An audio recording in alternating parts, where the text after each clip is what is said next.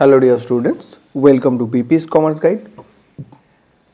আজকে আমরা part 3 West Bengal auditor and account সার্ভিসের জন্য যে কস্টিং এর এমসিকিউ সিরিজটা স্টার্ট করেছিলাম তার পার্ট 3 তোমাদের সঙ্গে আজকে শেয়ার করব। লাস্ট পার্ট 2 তে যেখানে আমি শেষ করেছিলাম তার ঠিক পরেই আমরা কিন্তু পার্ট 3 স্টার্ট করছি। তো দেখে নেওয়া যাক কী কী এমসিকিউ রয়েছে। আশা করি যে ভিডিওগুলো তোমাদের সঙ্গে শেয়ার করছি সেগুলো তোমাদের এক্সাম প্রিপারেশনের জন্য হেল্পফুল হবে, সেই আশাটা নিয়েই আমি তোমাদের সঙ্গে এই ভিডিওগুলো শেয়ার করছি। তো আজকের ফার্স্ট যে এমসিকিউটা রয়েছে সেটা দেখে নেওয়া যাক। Which ledger records direct cost in a non integrated সিস্টেমে ডাইরেক্ট কস্ট কোন লেজার অ্যাকাউন্টে রেকর্ড করা হয়ে থাকে। তো ডাইরেক্ট কস্ট নন ইন্টিগ্রেটেড সিস্টেমে কিন্তু প্রাইম কস্ট লেজার বুকসের মধ্যে কিন্তু অ্যাকাউন্টসের মধ্যে কিন্তু রেকর্ড করা হয়। Next 29, what is the primary purpose of the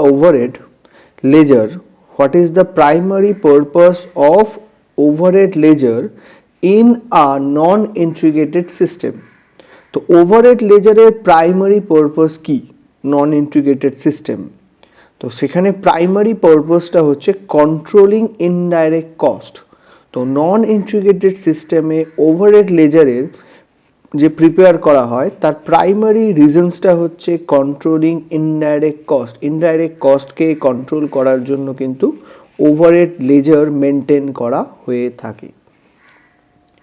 next, how is the purchase of material typically record in non-integrated system?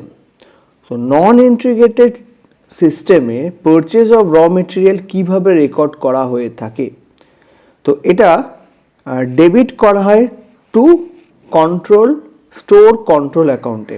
তো নন ইন্টিগ্রেটেড সিস্টেমে এটা কিন্তু ডেবিট করা হয় কোথায়? স্টোর কন্ট্রোল অ্যাকাউন্টে, debit to stores control account. Next, what entry is made to record wage paid in non integrated system. তো non integrated সিস্টেমে ওয়েজ যে পেমেন্ট করা হয় সেটা কিভাবে এন্ট্রি করা হয়? এটা একটা ডেবিট এন্ট্রি পেমেন্ট করা হয় non integrated system. What is a significant benefit of reconciling cost accounting records with financial records. তো রিকনসিলেশনের মেন বেনিফিটটা কি? কস্ট অ্যাকাউন্টিং অ্যান্ড ফিনান্সিয়াল অ্যাকাউন্টিংয়ের যে রিকনসিলেশন করা হয়ে থাকে তার মেন বা সিগনিফিক্যান্ট বেনিফিটটা কোথায় পাওয়া যায়? তো বেনিফিটটা বেসিক্যালি পাওয়া যায় ট্রান্সপারেন্সিতে।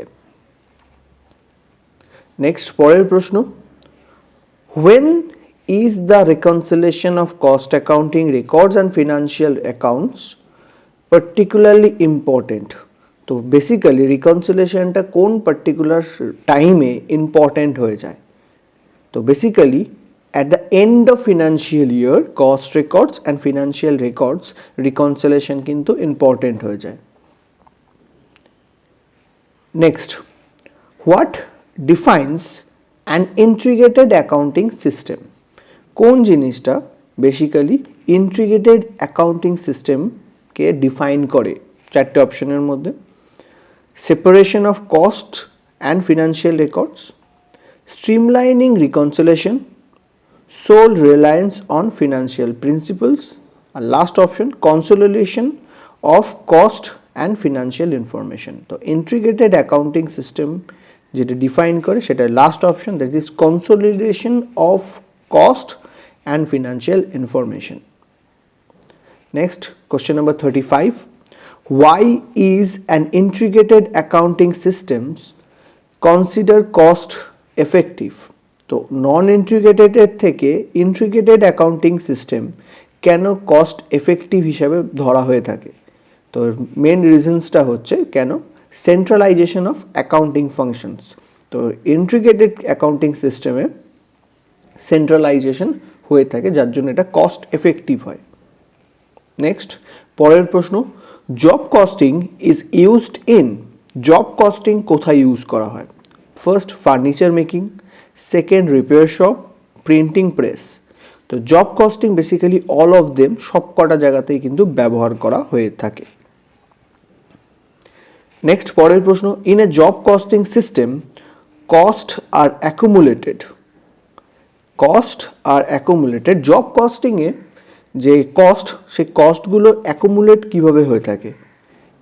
বেসিক্যালি সেটা কোনো পার্টিকুলার স্পেসিফিক জবের রেসপেক্টিভে কিন্তু কস্ট অ্যাকুমুলেশন হয়ে থাকে। জব কস্টিংয়ের ক্ষেত্রে পার্টিকুলারলি যে জবটা পারফর্ম করা হচ্ছে সেই জব রিলেটেডই কস্ট অ্যাকুমুলেশন হয়ে থাকে। ঠিক আছে, নেক্সট পরের এমসিকিউটা দেখে নেওয়া যাক। The most suitable cost system where the product differs in type of material and work perform. তো কোন কস্টিং মেথডটা, কস্টিং সিস্টেমটা সবচেয়ে বেশি এফেক্টিভ যেখানে product where the product differ in type of material and work perform. তো basically যেখানে যে কি হচ্ছে না, যে প্রোডাক্টের মধ্যে যে মেটেরিয়ালটা ইউজ করছি বা তার মধ্যে যে লেবারটা ইউজ করা হচ্ছে সেটা প্রত্যেকবার ডিফারেন্ট হয়। তো সেখানে সবচেয়ে সুইটেবল কস্টিং সিস্টেমটা কি না, সেখানে সবচেয়ে সুইটেবল কস্টিং সিস্টেমটা হচ্ছে জব কস্টিং প্রসেসটা ইউজ করা, যেখানে জব কস্টিংয়ে আমরা ইন্ডিভিজুয়াল জব এর মধ্যে যে অ্যামাউন্ট অফ মেটেরিয়াল বা যে অ্যামাউন্ট অফ লেবার ইউজ করা হয় সেই বেসিসে কিন্তু জব কস্টিং করা হয়, খরচগুলো সেই হিসাবেই কিন্তু অ্যাকুমুলেট করা হয়। তো সেখানে জব কস্টিং কিন্তু সবচেয়ে মোস্ট সুইটেবল মেথড হতে পারে। Next, cost price is not fixed in case of.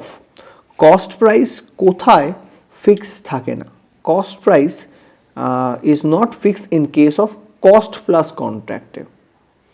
Cost price কোথায় ফিক্স থাকে না? কস্ট প্লাস কন্ট্রাক্টসের মধ্যে কিন্তু কস্ট প্রাইস কিন্তু ফিক্স থাকে না। Next, most of the expenses are direct in, most of the expenses are direct. তো কোন বেসিক্যালি কোন কস্টিং সিস্টেমে এক্সপেন্সেস বেসিক্যালি সমস্ত যে এক্সপেন্সেসগুলো লেখা হয়ে থাকে ইনফরমেশনগুলো, সেইগুলো কোথায় সবচেয়ে বেশি থাকে, মানে কোন কোন কস্টিংয়ের সিস্টেমে? বলছে কন্ট্রাক্ট কস্টিংয়ে বেসিক্যালি যত ধরনের আমরা কস্টিংগুলোকে মানে যে খরচগুলো হচ্ছে সেগুলোকে রেকর্ড করি, সবচেয়ে বেশি ডাইরেক্ট এক্সপেন্সেস থাকে কন্ট্রাক্ট কস্টিংয়ের ক্ষেত্রে। Next, cost plus contract is usually entered into those cases where, তো cost plus contract বেসিক্যালি কোন কোন জায়গায় করা হয়ে থাকে? তো বেসিক্যালি লাস্ট অপশনটা হবে that is determination of contract cost with reasonable accuracy is not possible. Basically যে সমস্ত কন্ট্রাক্টের ক্ষেত্রে মানে কন্ট্রাক্টের কস্ট কারেক্টলি ডিটারমাইন করা যায় না, সেই পার্টিকুলার কেসেসেই কিন্তু কস্ট প্লাস কন্ট্রাক্ট যে প্রসেসটা রয়েছে, কস্ট প্লাস কন্ট্রাক্ট, সেই প্রসেসটা ইউজ করা হয়। বেসিক্যালি সেখানে কন্ট্রাক্টের বেসিক যে অ্যাকচুয়াল যে কস্ট সেটা কিন্তু ডিটারমাইন করা যায় না। Next 42, in order to determine cost of the product or services different business firm follows। তো ডিফারেন্ট প্রোডাক্টের অ্যান্ড সার্ভিসের কস্ট ডিটারমাইন করার জন্য different firm different process use করে, that is different methods of costing. তো ডিফারেন্ট মেথডস অফ কস্টিং কিন্তু তারা use করে থাকে। ঠিক আছে, তো কোনো ফার্ম কন্ট্রাক্ট কস্টিং করে, কোনো ফার্ম প্রসেস কস্টিং করে, কোনো ফার্ম জব কস্টিং করতে পারে। তো there is different type of costing system যেটা বেসিক্যালি ইউজ করা হয় ডিফারেন্ট ফার্মের জন্য। ঠিক আছে, নেক্সট পরের প্রশ্ন 43, in case of product produced or job undertaken are of diverse system, the system of costing to be used should be. তো বেসিক্যালি যে কোনো একটা পার্টিকুলার প্রোডাক্টের ক্ষেত্রে যখন different type of job perform করা হয় different type of product produce করা হয়, সেখানে বেসিক্যালি কোন কস্টিং সিস্টেমটা ইউজ করা যেতে পারে, সেখানে বেসিক্যালি জব কস্টিং ইউজ করতে হয়। আমি একটু আগে বললাম জব কস্টিংয়ের ক্ষেত্রে র মেটেরিয়াল আলাদা ইউজ হয়, লেবার আলাদা ইউজ হয়, প্রোডাক্টও যেটা অ্যাকচুয়ালি প্রোডাকশন হচ্ছে সেটাও কিন্তু ডিফারেন্ট হয়। দ্যাট মিন্স যদি আমি কোনো কার কাস্টমাইজ করি, কার কাস্টমাইজের ক্ষেত্রে প্রত্যেকটা ডিফারেন্ট কিন্তু কার কাস্টমাইজ হবে। তো কার যদি সেই পার্টিকুলার যে কোম্পানি রয়েছে যে যারা কাস্টমাইজেশন করে, তো according to the customer specification তারা কি করবে, সেইটা কাস্টমাইজ করবে। তো প্রত্যেকটা গাড়ির ক্ষেত্রে স্পেসিফিকেশান ডিফারেন্ট হবে। তো প্রত্যেকটা গাড়ির স্পেসিফিকেশান ডিফারেন্ট হওয়ার জন্য সেখানে যে র মেটেরিয়াল লেবার ইউজ হবে সেটাও কিন্তু ডিফারেন্ট হবে। তো তার ফাইনাল আউটপুট যে কারটা আফটার কাস্টমাইজেশন, প্রত্যেকটা গাড়ি কিন্তু আলাদা রকম দেখতে হবে। তো প্রত্যেকটা প্রোডাক্ট ডিফারেন্ট প্রডিউস হচ্ছে, সেক্ষেত্রে সবচেয়ে ইউজফুল কস্টিং মেথড হচ্ছে জব কস্টিং করা সেখানে। নেক্সট, জব কস্টিং ইজ, তো অপশন বিটা হবে, আমি সবকটা যাচ্ছি না। Methods of costing used for non standard and non repetitive product. Job costing basically হচ্ছে কি নন স্ট্যান্ডার্ড অ্যান্ড নন রিপিটেটিভ প্রোডাক্টের ক্ষেত্রে যে কস্টিং মেথডটা ইউজ হয় সেটাই হচ্ছে জব কস্টিং। ঠিক আছে। Next, batch costing. Batch costing is type of job costing. Batch costing হচ্ছে basically one type of job costing. Next, batch costing is similar to that under job costing except with the difference that, তো batch costing এর সঙ্গে job costing এর main ডিফারেন্সটা কোথায় আসে, batch become the cost unit instead of A job. Batch become the cost unit. Batch costing এর ক্ষেত্রে batch যেটা রয়েছে সেটা হচ্ছে কস্ট ইউনিটে কনভার্ট করা হয় ইনস্টেড অফ জবটাকে। ঠিক আছে।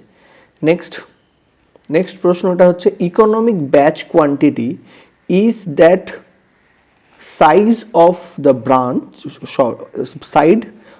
Size of the batch of production where economic batch quantity is that size. Economic batch quantity is that size of the batch of production where, তো কি বলছে না, ইকোনমিক ব্যাচ কোয়ান্টিটি সাইজটা কি হবে, যেখানে carrying cost is minimum, second set up cost of machine is minimum, আর last C point হচ্ছে average cost is minimum.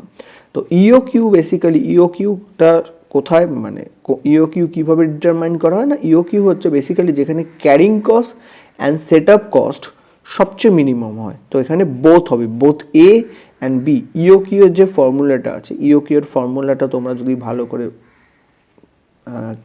Examine করো সেখানে দেখতে পারবে পার্টিকুলারলি যেখানে ইওকিউ কম হচ্ছে, মানে that means economic order quantity বা এখানে ইকোনমিক ব্যাচ কোয়ান্টিটি যেই পার্টিকুলার পয়েন্টে আসবে, সেই পার্টিকুলার পয়েন্টে carrying cost and set up cost সবচেয়ে কম হয়। ঠিক আছে। তো সেই পার্টিকুলার জায়গাটাকেই বলা হচ্ছে ইকোনমিক ব্যাচ কোয়ান্টিটি সাইজ। তো এখানে বোথ এ অ্যান্ড বি হবে। তো নেক্সট পরের প্রশ্ন, which of the following documents are used in job costing two record the issue of direct material to a job. তো বেসিক্যালি কোন পার্টিকুলার ডকুমেন্টের থ্রুতে জব কস্টিংয়ের যে মেটেরিয়াল ইস্যু হচ্ছে জব পার্টিকুলার কোনো জবের জন্য সেটা রেকর্ড করা হয়ে থাকে কোন ডকুমেন্টের থ্রুতে, সেটা হচ্ছে মেটেরিয়াল রিকুইজিশন ফর্মের থ্রুতে কিন্তু জব কস্টিংয়ের যে র মেটেরিয়াল ইস্যু হয় সেটা রেকর্ড করা হয়ে থাকে। Next 49, which of the following statement is true. তো এখানে কোন স্টেটমেন্টটা ট্রু বলে আছে সেটা দেখে নেওয়া যায়। Batch costing is a variant of job costing. তো জব কস্টিং ব্যাচ কস্টিং হচ্ছে জব কস্টিংয়ের একটা ভ্যারিয়েন্ট। Second, job cost sheet may be used for estimating profit of job. Third, job costing cannot be used in conjunction with marginal costing. আর number D, in cost plus contract the contractor runs a risk of incurring a loss. তো basically contract cost plus কন্ট্রাক্টের ক্ষেত্রে contractor maximum ক্ষেত্রে কিন্তু profit earn করে, সেখানে লসেসের কোনো chances থাকে না। Contract cost plus contract means কস্টের ওপর যা প্রফিট চার্জ করবে সে কন্ট্রাক্টর কিন্তু নিজে থেকে করে নেবে। তো নেক্সট যেটা আছে অপশন বিটা কারেক্ট হবে actually. Job cost sheet may be used for estimating profit of the job. Job কস্টিংয়ের কস্ট শিট যেটা থ্রুতে প্রফিট কিন্তু এস্টিমেট করা যায়, পার্টিকুলারলি যে জবের জন্য হচ্ছে সেই পার্টিকুলার জব জন্য কত খরচ হয়েছে সেটা জব কস্ট শিটের থ্রুতে আমরা ডিটারমাইন করতে পারি, এবং সেই কস্টের থেকে আমরা যে অ্যামাউন্ট অফ চার্জ করছি মানে সেল করার সময় সেটা মাইনাস করে দিলে এস্টিমেটেড প্রফিটটা কিন্তু আমরা আইডেন্টিফাই করতে পারবো। তো এখানে বি অপশানটা হবে correct answer. Next question number 50, which of the following statement is true? এর মধ্যে কোন স্টেটমেন্টটা ট্রু? ফার্স্ট বলছে job costing can be suitably used for concern producing any specific product uniformly.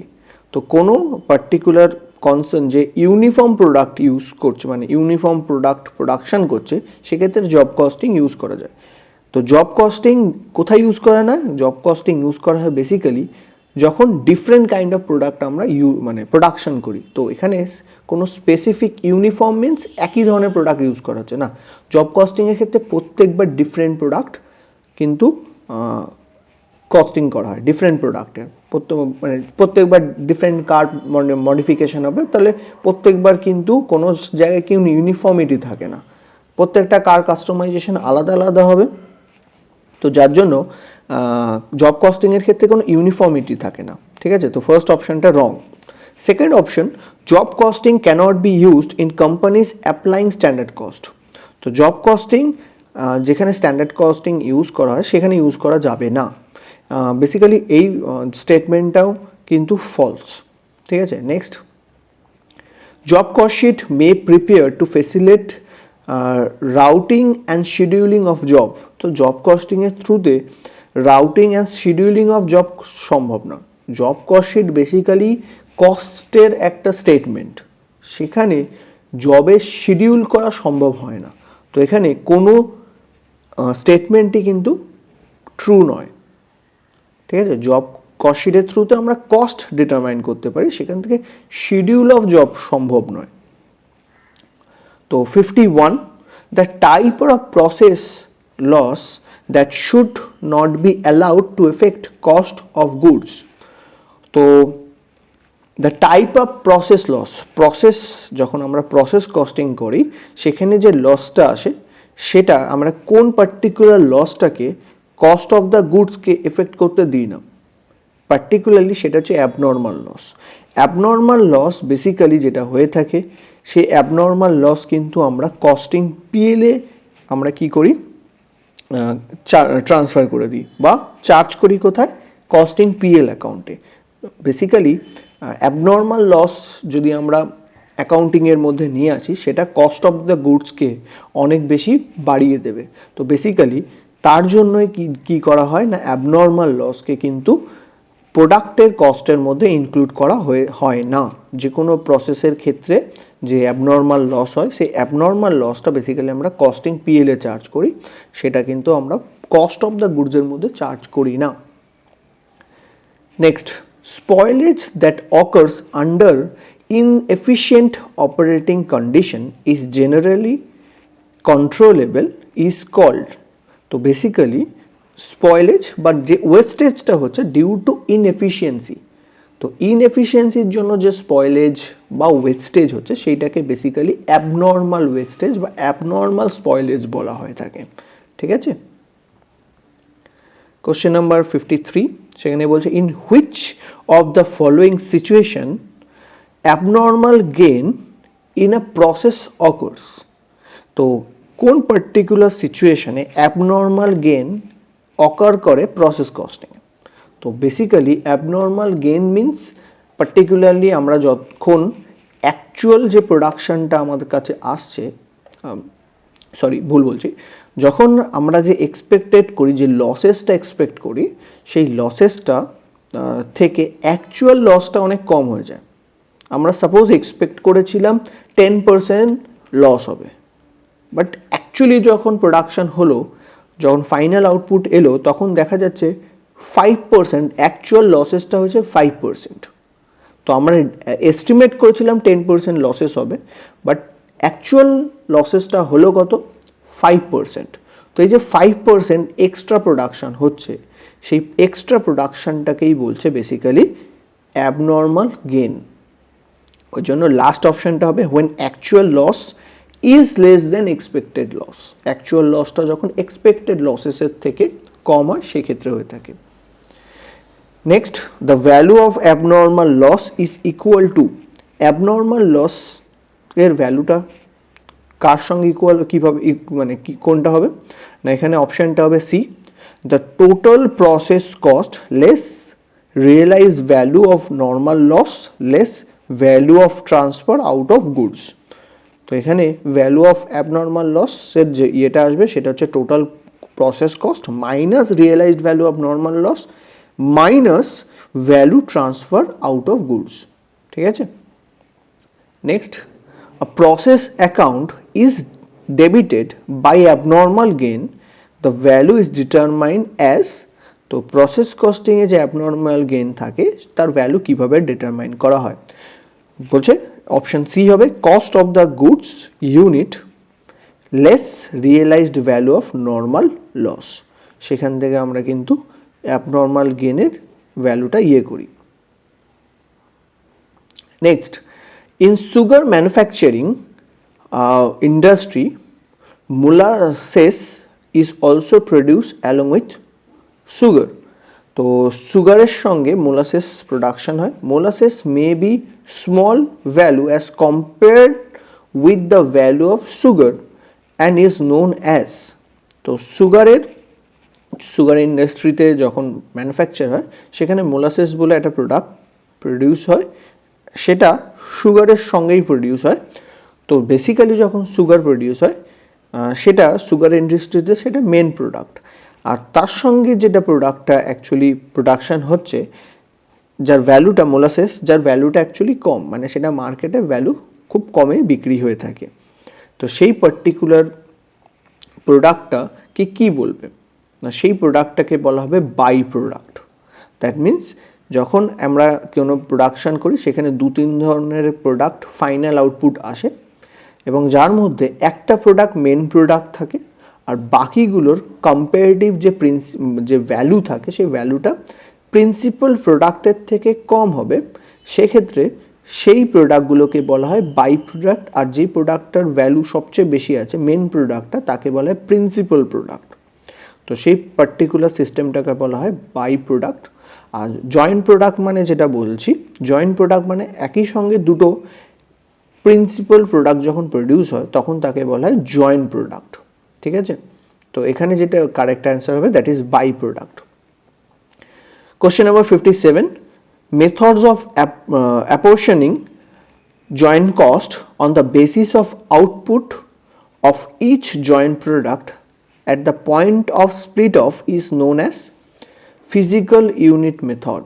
তো এখানে কিছু কিছু মেথডস আছে জয়েন্ট প্রোডাক্ট বাই প্রোডাক্ট চ্যাপ্টারে, সেখানে ডিফারেন্ট মেথডস আছে, সেই মেথডসগুলো তোমরা একবার দেখে নেবে কোন মেথডটাকে কি বলে। Next, the main purpose of accounting of joint products and by product is, তো জয়েন্ট প্রোডাক্ট অ্যান্ড বাই প্রোডাক্টের যে অ্যাকাউন্টিং করা হয় তার মেন পারপাসটা কি, what is the main purpose?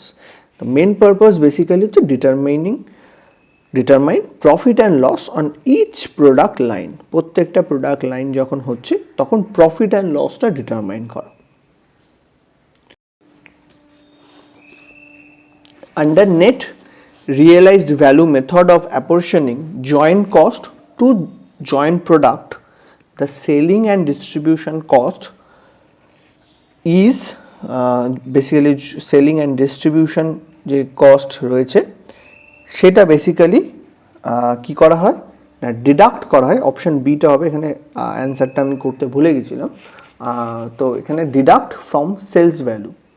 তো যেটা রয়েছে সেটা হচ্ছে যে নেট রিয়েলাইজড ভ্যালু মেথডে যে যখন কস্টগুলো জয়েন্ট কস্টগুলো যখন অ্যাপোর্শন করা হয়, মানে দ্যাট মিনস ডিভাইড করা হয় দুটো প্রোডাক্ট বা তিনটে প্রোডাক্টের, দুটো প্রিন্সিপাল তিনটে প্রিন্সিপাল প্রোডাক্টের মধ্যে, তখন সেলিং অ্যান্ড ডিস্ট্রিবিউশন যে কস্টটা রয়েছে সেটা কি করা হয়, বেসিক্যালি সেটা ডিডাক্ট করা হয় ফ্রম দ্য সেল ভ্যালু। ঠিক আছে, সেটা আমরা ডিডাক্ট করে দিই। Next, which of the following is an example of by product. তো কোনটা এখানে বেসিক্যালি কোনটা বাই প্রোডাক্টের একটা এক্সাম্পল। ফার্স্ট হচ্ছে এখানে কারেক্ট যে অ্যান্সারটা হবে সেটা হচ্ছে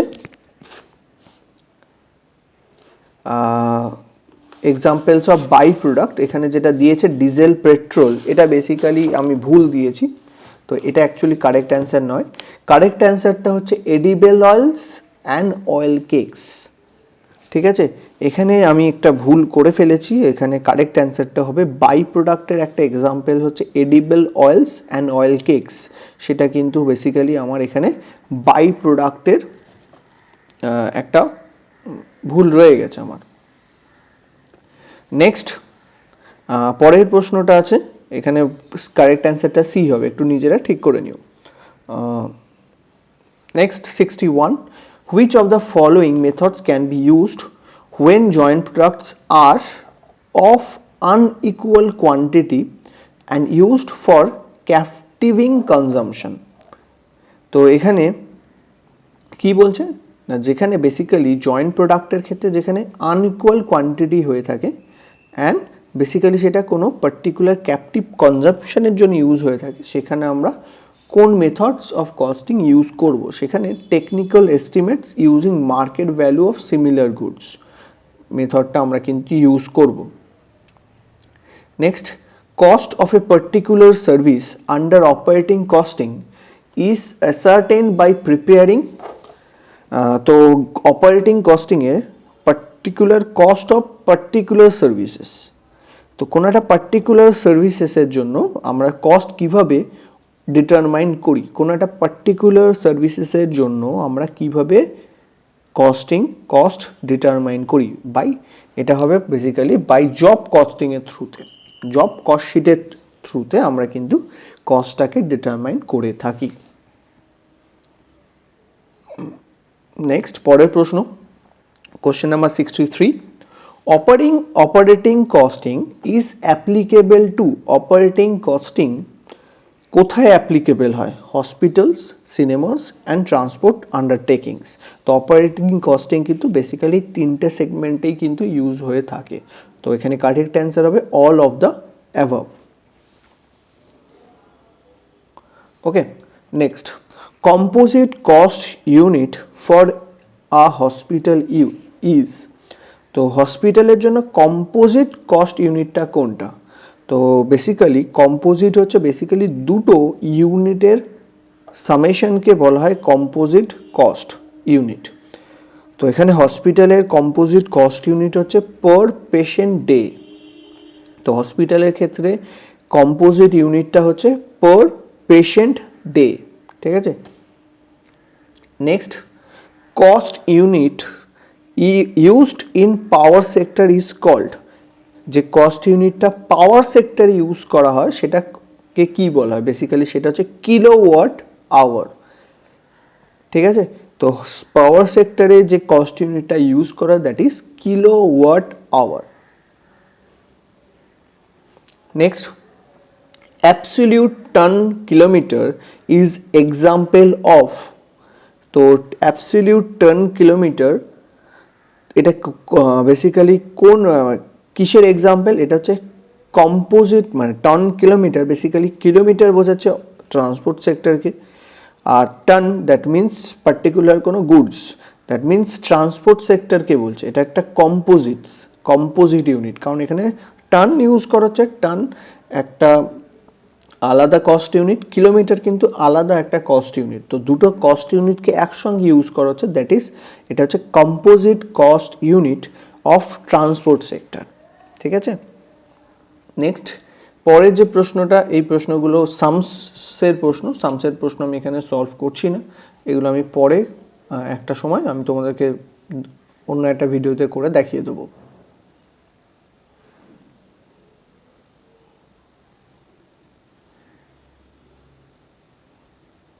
নেক্সট পরে যে প্রশ্নটা আছে সেটাই চলে আসি। আমি যে সামসগুলো উপরে রয়ে গেল সেগুলো কিন্তু আমি অন্য একটা ভিডিওতে তোমাদের জন্য সলভ করে দিয়ে দেবো, সেখানে তোমরা দেখে নিও।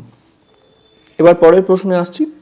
The cost of A product under marginal costing system includes. তো মার্জিনাল কস্টিং সিস্টেমে কস্ট অফ দ্য প্রোডাক্টের মধ্যে কী কী ধরা হয়? Prime cost plus variable overhead. ঠিক আছে, নেক্সট তার পরের প্রশ্নে চলে আসছি।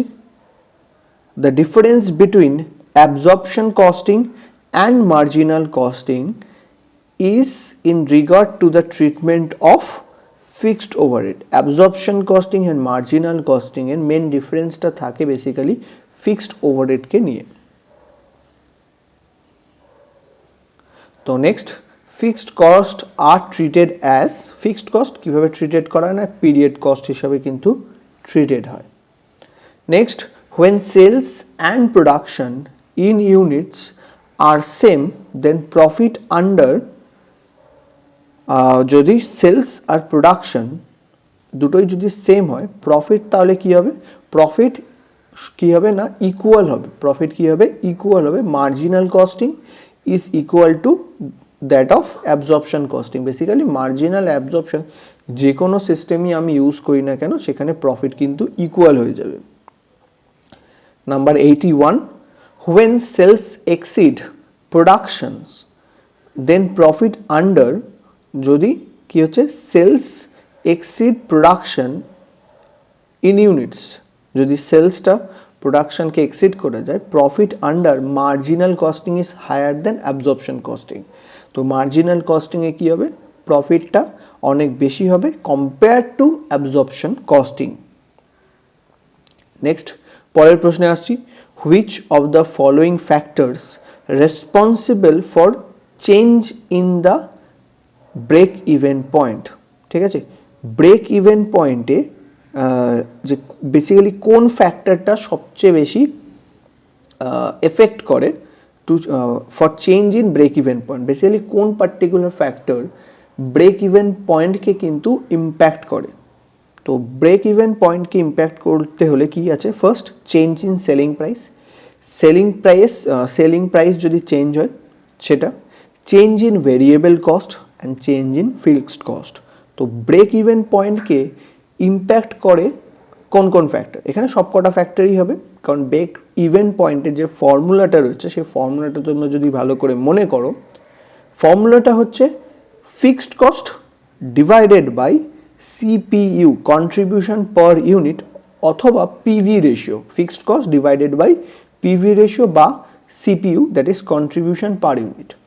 এবার ফিক্সড কস্ট তো রিমেন সেম থাকে, ফিক্সড কস্ট সবসময় ম্যাক্সিমাম টাইমে আমার সেম থাকে, বাট পিভি রেশিও বা CPU কিন্তু চেঞ্জ হয়ে যাবে। যদি সেলিং প্রাইস চেঞ্জ হয় তাহলে কন্ট্রিবিউশন পার ইউনিটও চেঞ্জ হবে। আবার যদি ভেরিয়েবল কস্ট চেঞ্জ হয়ে যায় সেক্ষেত্রেও CPU চেঞ্জ হবে। ঠিক আছে, তো এখানে আবার যদি ফিক্সড কস্ট নিজে ইনসেল চেঞ্জ হয়ে যায় সেক্ষেত্রেও কিন্তু ব্রেক ইভেন পয়েন্ট চেঞ্জ হয়ে যেতে পারে। তো এখানে অল অফ দ্য অ্যাভাব হবে, প্রত্যেকটা ফ্যাক্টরি কিন্তু ব্রেক ইভেন পয়েন্ট চেঞ্জ করতে পারে এখানে। পরের প্রশ্ন, ভেরিয়েবল কস্ট কি বলেছে? Variable cost remain fixed in total. Variable cost totally fixed থাকে, একদম ভুল এটা। Remain fixed per unit, variable cost কি হয় না পার ইউনিটে ফিক্সড থাকে। ঠিক আছে, ভেরিয়েবল কি হয় না ভেরিয়েবল কস্ট পার ইউনিটে ফিক্সড থাকে। আর ফিক্সড কস্ট যদি আমরা দেখি, ফিক্সড কস্ট ইন টোটালে ফিক্সড থাকে। Next, marginal costing technique follows the following basic classification. Marginal কস্টিংয়ের basically follows the following basic classification. সেখানে কোন বেসিক ক্লাসিফিকেশনের উপর মার্জিনাল কস্টিংটা ফলো করা হয়? মার্জিনাল কস্টিংয়ে কোন বিহেভিয়ারটা কোন পার্টিকুলার জিনিসটাকে ফলো করে করা হয়? বেসিক্যালি সেটা হচ্ছে এলিমেন্ট, ফাংশন, বিহেভিয়ার, আইডেন্টিফাইবিলিটি। তো এখানে বিহেভিয়ার অনুযায়ী সেটাকে ক্লাসিফিকেশন করা হয়ে থাকে। ঠিক আছে। Next, PV ratio will increase if, PV ratio কিভাবে ইনক্রিজ করা যেতে পারে। তো পিভি রেশিওর ফর্মুলাটা একবার যদি মনে করো, সেটা ফর্মুলাটা হচ্ছে কন্ট্রিবিউশন বাই সেল। তো কন্ট্রিবিউশন বাই সেল, তো কন্ট্রিবিউশনকে যদি আমি বাড়াতে পারি সেক্ষেত্রে হবে, তো কন্ট্রিবিউশনকে যদি বাড়ানো যায় সেক্ষেত্রে আমার কি হবে না, পিভি রেশিও বাড়তে পারে। তো কন্ট্রিবিউশনকে বাড়াতে হলে কি করতে হবে, তো দুটো তিনটে জায়গা আছে। ফার্স্ট, সেলিং প্রাইস চেঞ্জ করে দাও, সেলিং প্রাইসকে বাড়িয়ে দাও, তাহলে পিভি রেশিও বেড়ে যাবে। সেলিং প্রাইস বাড়লে কি হবে না, আমার ভেরিয়েবল কস্ট তো সেম রয়ে যাচ্ছে, সেলিং প্রাইস যখন বাড়াচ্ছি আমার ভেরিয়েবল কস্ট সেম থাকছে, তখন কন্ট্রিবিউশন বাড়ছে, তখন পিভি রেশিও বাড়তে পারে। অথবা করতে পারি আমরা ভেরিয়েবল কস্টকে আমরা যদি কমিয়ে দিই সেক্ষেত্রে আমার কন্ট্রিবিউশনটা বেড়ে যেতে পারে। তো এখানে অপশন ডিটা কারেক্ট অ্যান্সার হবে, there is a decrease in variable cost per unit. তো সেল থেকে আমরা ভেরিয়েবল কস্ট মাইনাস করি, ভেরিয়েবল কস্টটা যদি আমি কমাতে পারি তাহলে কিন্তু আমার কন্ট্রিবিউশন বাড়বে, কন্ট্রিবিউশন বাড়লে আমার পিভি রেশিওটাও কিন্তু ইনক্রিজ করে। Next, the technique of differential cost is adapted when. তো ডিফারেন্সিয়াল কস্ট টেকনিকটা কখন বেসিক্যালি অ্যাডাপ্ট করা হয়। লাস্ট অপশনটা হবে to make choice between two or more alternative courses of action. তো যেখানে দুটোর বেশি অল্টারনেটিভ কোর্সেস অফ অ্যাকশন থাকে সেখানে ডিফারেন্সিয়াল কস্টিং বেসিক্যালি ইউজ করা হয়ে থাকে। নেক্সট, কোশ্চেন নাম্বার 87, এটা 2021-এর একটা প্রশ্ন। The PV ratio in marginal costing can be improve by, PV ratio কীভাবে ইমপ্রুভ করা যেতে পারে। Options are increasing selling price, second increasing variable cost, lowering fixed cost, decreasing selling price. তো এখানে পিভি রেশিও কীভাবে ইনক্রিজ করা, PV রেশিওর ফর্মুলাটা তো আমাদের জানতে হবে, that is contribution by sale. তো ইদার আমাকে কি করতে হবে, সেলিং প্রাইস বাড়াতে হবে, সেলিং প্রাইস বাড়ালে আমার যেটা হবে, সেলিং প্রাইস বাড়ালে ভেরিয়েবল কস্ট তো একই রয়েছে, তো কন্ট্রিবিউশন বাড়বে, কন্ট্রিবিউশন বাড়লে পিভি রেশিও বাড়বে। সেকেন্ড মেথড হচ্ছে ভেরিয়েবল কস্টকে কমাতে হবে। তো ভেরিয়েবল কস্ট যদি কমে সেক্ষেত্রে কন্ট্রিবিউশন বাড়বে আর পিভি রেশিও ইনক্রিজ করবে বা ইমপ্রুভ করবে। তো এখানে কারেক্ট অ্যান্সারটা হবে ইনক্রিজিং সেলিং প্রাইস। ঠিক আছে। নেক্সট, পরের প্রশ্ন, contribution margin in marginal costing is also known as, contribution margin in marginal costing is also known as marginal income. Contribution মার্জিনকে মার্জিনাল ইনকামও কিন্তু বলা হয়ে থাকে। নেক্সট, পরের প্রশ্ন, এটা একটা সামস ছিল, এই সামসের যে প্রশ্নটা তুমি আমার আগের যে ভিডিওগুলো রয়েছে প্রিভিয়াস ইয়ার সলিউশন কস্টিংয়ের, সেখানে তুমি এই পার্টিকুলার প্রশ্নের সলিউশনটা পেয়ে যাবে, সেখানে করে দেওয়া রয়েছে। যদি আমি রাফলি বলে দিই, এখানে ইউনিট আছে আর টোটাল কস্ট আছে। ফর্মুলাটা যেটা তোমরা ইউজ করবে ভেরিয়েবল কস্ট পার ইউনিট বের করার জন্য, that is change in cost divided by change in production বা চেঞ্জ ইন প্রোডাকশন। ফর্মুলাটা ইউজ করবে চেঞ্জ ইন কস্ট। তো কস্ট দেখো তোমার চেঞ্জ হয়ে গেছে 20,000 থেকে 60,000 হয়েছে, দ্যাট মিনস 40,000 হয়েছে। তো কস্টের চেঞ্জ কত হয়েছে 40,000। আর ইউনিট প্রোডাকশানে দেখো 4,000 থেকে 14,000 প্রোডাকশান হয়ে গেছে, দ্যাট মিনস 10,000 প্রোডাকশান বেড়ে গেছে। তো ফর্মুলাটা কি বললাম, change in cost divided by change in production. তো change in cost 40,000, change in production হচ্ছে 10,000। তো 40,000 বাই 10,000 করলে কত হয় 4 টাকা, তো ওখানে হবে 4। নেক্সট, এই পরের প্রশ্নটা আছে, a company has fixed expenses of 90,000 with a sale of rupees 3 lakh and a profit of 60,000, the PV ratio is. তো এখানে পিভি রেশিওটা আমাকে ডিটারমাইন করতে হয়েছে। তো পিভি রেশিওর ফর্মুলাটা কি, পিভি রেশিওর ফর্মুলা হচ্ছে কন্ট্রিবিউশন বাই সেল। তো কন্ট্রিবিউশন বের করার দুটো মেথড, ফার্স্ট সেল থেকে ভেরিয়েবল কস্ট বাদ দাও, কন্ট্রিবিউশন পাবে। আর একটা মেথড হচ্ছে ব্যাক ক্যালকুলেশন করো, ফিক্সড কস্টের সঙ্গে প্রফিটকে যোগ করে দাও, ফিক্সড কস্টের সঙ্গে কি করবে প্রফিট যোগ করে দাও, দেন তুমি কন্ট্রিবিউশন পেয়ে যাবে। তো ওখানে ফিক্সড কস্ট হচ্ছে 90,000, প্রফিট হচ্ছে 60,000, দুটো যোগ করলে হয় 1.5 লাখ, ডিভাইডেড বাই সেলস আমার বলে দিয়েছে 3 লাখ। তো 1.5 লাখ বাই 3 লাখ ইন্টু 100 করলে 50% হয়। তো এখানে কারেক্ট অ্যান্সার হচ্ছে 50%। Next 91, increase in variable cost with any change in selling price and selling cost will result in increase in variable cost without any change in selling price and fixed cost will result in। তো যদি variable cost increase করে যায় without any change in selling price and fixed cost, সেক্ষেত্রে কি হবে? যদি variable cost increase করে সেক্ষেত্রে আমার contribution, that is CPU, contribution per unit, সেটা কি হয়ে যাবে? কমে যাবে। যদি কন্ট্রিবিউশন পার ইউনিট কমে যায় সেক্ষেত্রে কি কি চেঞ্জ হবে? বলছে no change in PV ratio. PV ratio formula কি? Contribution by sales. Contribution change হয়ে গেছে, তো পিভি রেশিও চেঞ্জ হয়ে যাবে। নেক্সট হায়ার বিপি বলেছে, BEP, that is break even point. Break even পয়েন্টের যদি ফর্মুলাটা দেখো, that is fixed cost divided by CPU, fixed cost divided by CPU. তো এখানে আমার যেটা হয়েছে, ভেরিয়েবল কস্ট ইনক্রিজ করার জন্য সিপিইউ কমে গেছে, সরি, ভেরিয়েবল কস্ট ইনক্রিজ করলে কন্ট্রিবিউশন পার ইউনিট কী হয়ে যায়? কমে যায়। তো কন্ট্রিবিউশন পার ইউনিট কমে গেলে আমার যেহেতু কি প্রবলেম কী হবে না, বিপিটা চেঞ্জ হয়ে যাবে। বিপি কী হয়ে যাবে? ব্রেক ইভেন পয়েন্টটা ইনক্রিজ করে যাবে। ঠিক আছে, নেক্সট পরের প্রশ্নটা একবার দেখে নাও। Sales 1 lakh, variable cost 80,000, fixed cost 12,000, break even সেলটা কত? তো ব্রেক ইভেন সেল আমাকে জিজ্ঞাসা করেছে। বিপির ফর্মুলা কি? ফিক্সড কস্ট ডিভাইডেড বাই আমাদের হচ্ছে পিভি রেশিও।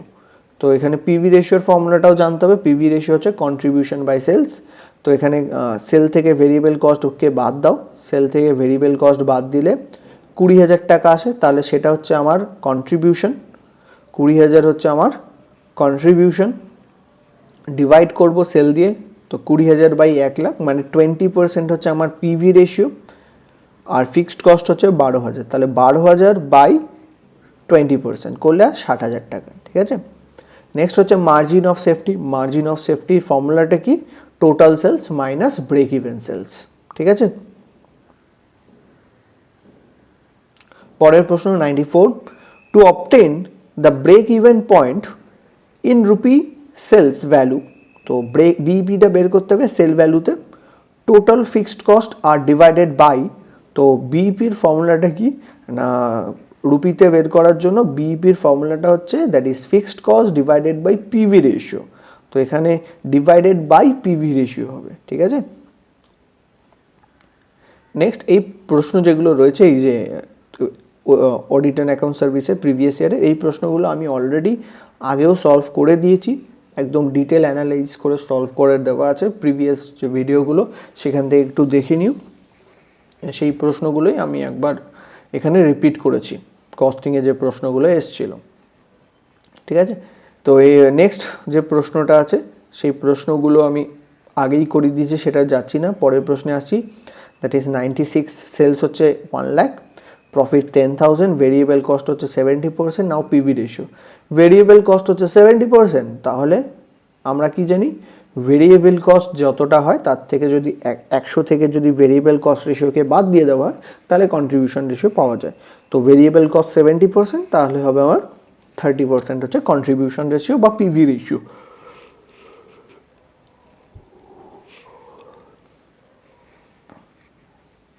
ঠিক আছে, তারপরে প্রশ্ন, which of the following is the correct definition of break even point? The point at which, তো কারেক্ট ডেফিনেশনটা কোনটা ব্রেক ইভেন পয়েন্টের? তো ব্রেক ইভেন পয়েন্টের কারেক্ট ডেফিনেশন হচ্ছে where total contribution equals to total fixed cost, যেখানে total contribution equal হয় total fixed কস্টের, সেটা হচ্ছে correct definition. At BEP total cost equal to total sale value. ঠিক আছে, দ্যাট এখানে হচ্ছে total contribution equal to total fixed cost. ঠিক আছে, যেটা টোটাল কন্ট্রিবিউশন আসবে সেটাই টোটাল ফিক্সড কস্ট হবে, কারণ দুটো যদি ইকুয়াল হয় তবেই প্রফিট জিরো হবে। That is the break even point, যেখানে প্রফিট জিরো সেই পয়েন্টটাকে আমরা ব্রেক ইভেন পয়েন্ট বলি। দ্যাট মিনস যেখানে কন্ট্রিবিউশন আর ফিক্সড কস্ট সেম হয়ে যাবে। পরের প্রশ্ন, which of the following would not be use to estimate standard direct material price? তো বেসিক্যালি কোন মেথডটা ইউজ করা হবে না, সেটা হচ্ছে পারফরমেন্স স্ট্যান্ডার্ড ইন অপারেশন। তো বেসিক্যালি যেটা জিজ্ঞাসা করেছে estimate standard direct material price, তো ডাইরেক্ট মেটেরিয়াল প্রাইসের এস্টিমেট করার জন্য কোন মেথডটা ইউজ করা হয় না, সেটা হচ্ছে পারফরমেন্স স্ট্যান্ডার্ড ইন অপারেশন। পরের প্রশ্ন what is attainable standard? Attainable standard বলতে কি বুঝি? তো কারেক্ট অপশনটা হচ্ছে B, a standard which include some allowances for losses, wastage and inefficiencies. It represents the level of performance which is attainable under efficient operating condition. তো attainable standard যেটা হচ্ছে basically যেটা নর্মাল পারফরমেন্সের থ্রুতে আমরা অ্যাটেন করতে পারি, সেই পার্টিকুলার সিচুয়েশনটাকেই বলে অ্যাটেনেবল স্ট্যান্ডার্ড। ঠিক আছে।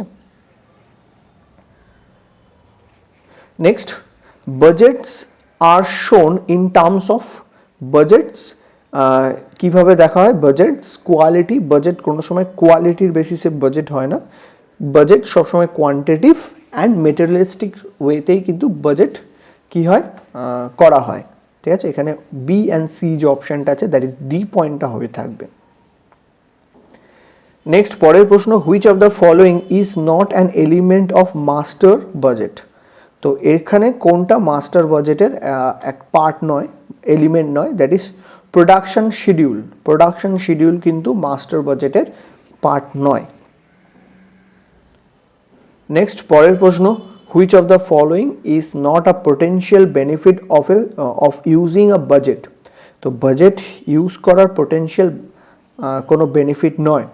তো বাজেট ইউজ করলে বেসিক্যালি যেটা হয় সেটা হচ্ছে enhance coordination of the firm's activity.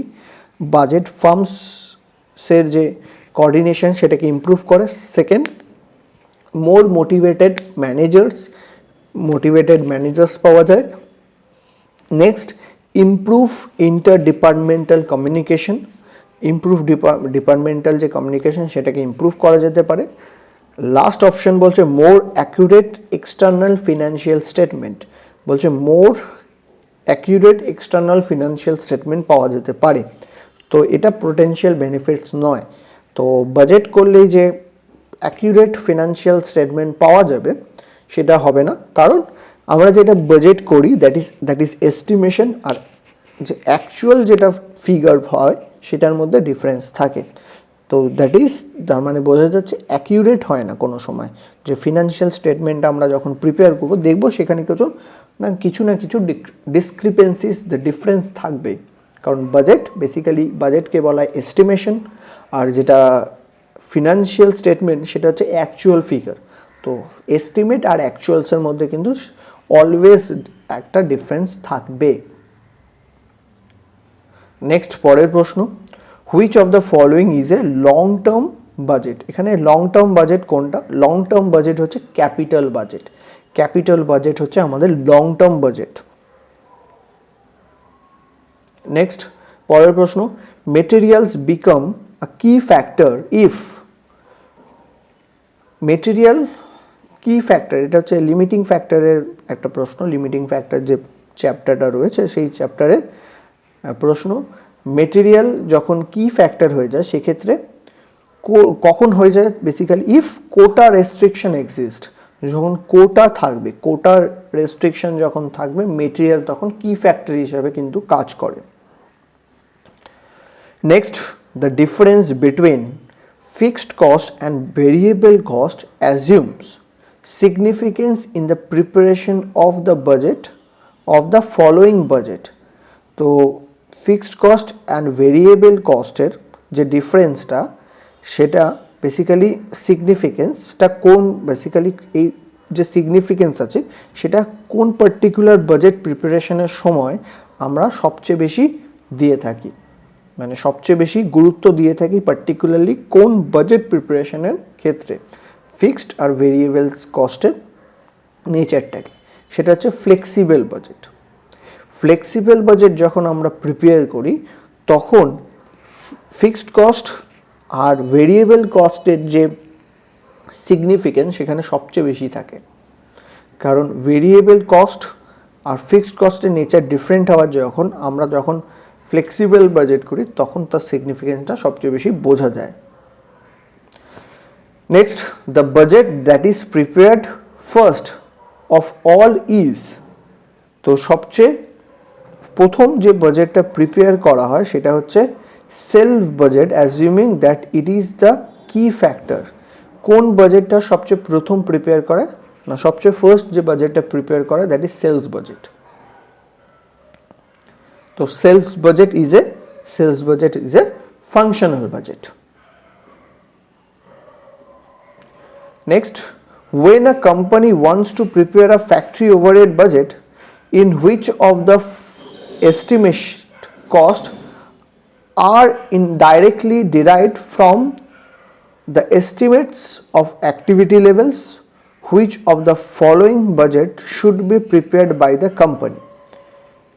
তো কি বলছে, when a company wants to prepare a factory overhead budget in which the estimated costs are directly derived from the estimated activity level, which of the following budget should be prepared by the company? তো company একটা factory overhead budget কি করতে চাইছে, prepare করতে চাইছে। সেটা কি না, সেটা ডাইরেক্টলি মানে ইন হুইচ এস্টিমেটেড কস্ট, মানে যেখানে এস্টিমেটেড কস্টগুলো তার অ্যাক্টিভিটি লেভেল থেকে আমরা কি করব, ডিটারমাইন করব। তাহলে সেক্ষেত্রে কোম্পানি কোন বাজেট প্রিপেয়ার করবে, সেখানে কোম্পানি ফ্লেক্সিবল বাজেট প্রিপেয়ার করবে। তো ফ্লেক্সিবল বাজেটের ক্ষেত্রে কিন্তু অ্যাক্টিভিটি লেভেল অনুযায়ী আমার কস্ট কি হয়, চেঞ্জ হয়। ঠিক আছে। Next, which of the following budgets facilitate classification of fixed and variable cost? Basically কোন budget fixed cost and variable কস্টকে ফেসিলিটেট করে না, সেটা হচ্ছে flexible budget. Next, the entire budget organisation is controlled and headed by a senior executive is known as budget controller. তাকে কি বলা হয় না, বাজেট কন্ট্রোলার তাকে বলা হয়, যে বেসিক্যালি পুরো বাজেট পোর্শনটাকে মনিটর করে। Next, which of the following is generally a long term budget? এর মধ্যে কোনটা long term budget? Cash, sales, research and development. এখানে লং টার্ম বাজেট হচ্ছে ক্যাপিটাল এক্সপেন্ডিচার বাজেট বা ক্যাপিটাল বাজেট যেটা রয়েছে সেটা হচ্ছে আমার লং টার্ম বাজেটের মধ্যে পড়ে। Next, a flexible budget requires a careful study of. Flexible budget যখন আমরা প্রিপেয়ার করি সেক্ষেত্রে আমাদেরকে কেয়ারফুল থাকতে হয় towards fixed, semi variable and fixed expenses. কারণ ফ্লেক্সিবল বাজেট যখন প্রিপেয়ার করা হয় তখন অ্যাক্টিভিটি লেভেলের সঙ্গে কম্পেয়ার করে প্রিপেয়ার করা হয়। সেক্ষেত্রে আমাদের যেটা করতে হয় সেটা ফিক্সড কস্ট কোনটা, ভেরিয়েবল কস্ট কোনটা, কোনটা সেমি ভেরিয়েবল কস্ট, সেই সব কটা আমাকে কিন্তু কি করতে হয়, আইডেন্টিফাই করতে হয়। তো কেয়ারফুল হতে হয় ফ্লেক্সিবল বাজেটের ক্ষেত্রে এইগুলোকে।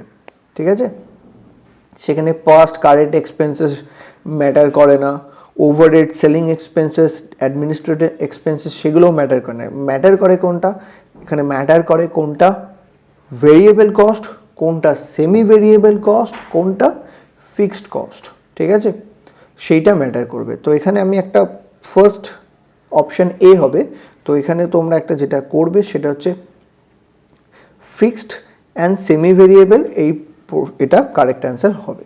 ঠিক আছে, পরে 114 কি বলেছে, the basic difference between fixed budget and flexible budget is that a fixed budget. তো মেন ডিফারেন্সটা কোথায় ফিক্সড বাজেট আর ফ্লেক্সিবল বাজেটের? মেন ডিফারেন্সটা হচ্ছে is concerned with single level of activity while flexible budget is prepared for different level of activity.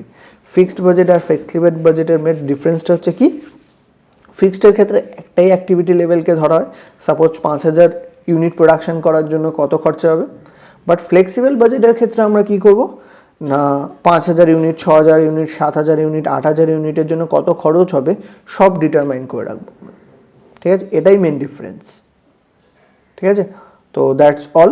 তো কস্টিংয়ের থেকে আমরা বেশ কিছু তোমাদের প্রশ্ন তোমাদেরকে শেয়ার করলাম, প্রায় 150 অ্যাভাব প্রশ্ন আমি তোমাদের সঙ্গে শেয়ার করেছি। তো আশা করি এই প্রশ্ন যেগুলো তোমাদের সঙ্গে শেয়ার করলাম সেগুলো তোমাদের যে এমসিকিউর যে প্রবলেমগুলো থাকে, আশা করি সেই এমসিকিউ রিলেটেড প্রবলেম তোমাদের সলভ হবে আশা করি এই ভিডিও থ্রুতে। যদি কোনো পার্টিকুলার জায়গায় তোমাদের বুঝতে অসুবিধা হয়ে থাকে অবশ্যই কমেন্ট করে আমাকে জানাবে, স্যার এই পার্টিকুলার জায়গাটা বুঝতে অসুবিধা হচ্ছে। আমি অবশ্যই সেই পার্টিকুলার জায়গাটা তোমাদের সঙ্গে ডিসকাস করব থ্রু ভিডিও। তো তোমরা সেই পার্টিকুলার জায়গাগুলো আমাকে জানাবে, আমি আশা করব তোমরা কমেন্টের থ্রুতে আমাকে জানাবে। আর যদি ভিডিওটা হেল্পফুল হয়ে থাকে অবশ্যই লাইক করে জানাবে, ডিসলাইক করে জানাবে, কমেন্ট করে জানাবে। তো তবেই আমি কিন্তু জানতে পারবো ভিডিওগুলো তোমাদের জন্য হেল্পফুল হচ্ছে কি হচ্ছে না। তোমরা না জানালে আমি বুঝতেও পারবো না যে ভিডিওগুলো তোমাদের জন্য হেল্পফুল কি না। তো অবশ্যই আমাকে কিন্তু জানাবে। Thank you.